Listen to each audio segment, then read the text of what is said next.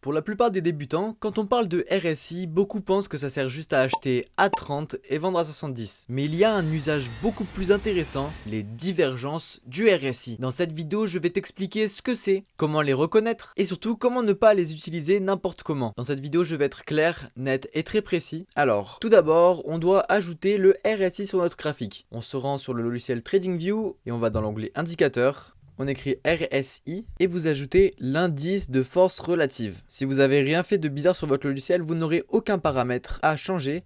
Donc vérifiez bien que vous avez les mêmes que moi. Si c'est tout bon, on rentre dans le vif du sujet. Avant de parler de divergence, il faut comprendre une chose essentielle.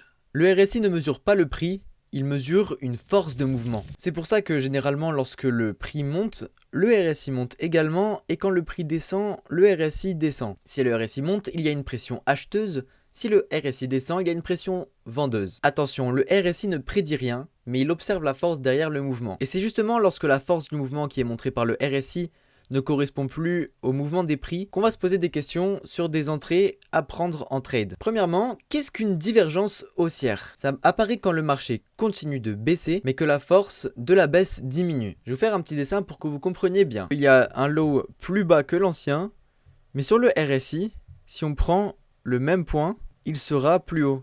Ça, c'est une divergence haussière. Ça veut dire que le RSI, lui, montre que la force de la baisse devient moins forte à ce point-là et que donc, il y a plus de chances que le prix se mette à remonter. Graphiquement, ici, nous avons un lot plus bas que l'autre, mais si nous prenons les mêmes points sur le RSI, on peut voir qu'ils sont à peu près au même niveau. Même, le deuxième est un peu plus haut que l'ancien, alors que sur le graphique, le deuxième low est plus bas que l'ancien.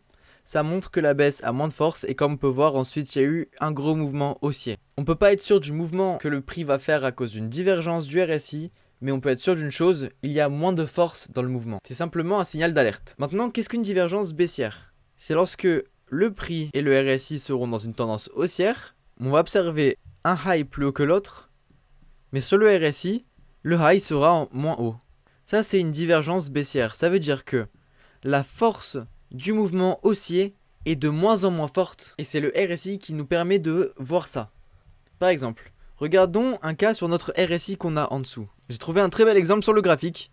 Vous avez un high ici, le high d'après, mais si on regarde sur le RSI, on avait un high très très haut en plus dans une zone de surachat et le deuxième high est plus bas que l'ancien. Ça c'est ce qu'on appelle une divergence baissière. Et si on regarde le graphique ensuite, il est beaucoup descendu, je vais pas aller jusqu'au bout, mais c'est pour vous montrer la puissance d'une divergence du RSI.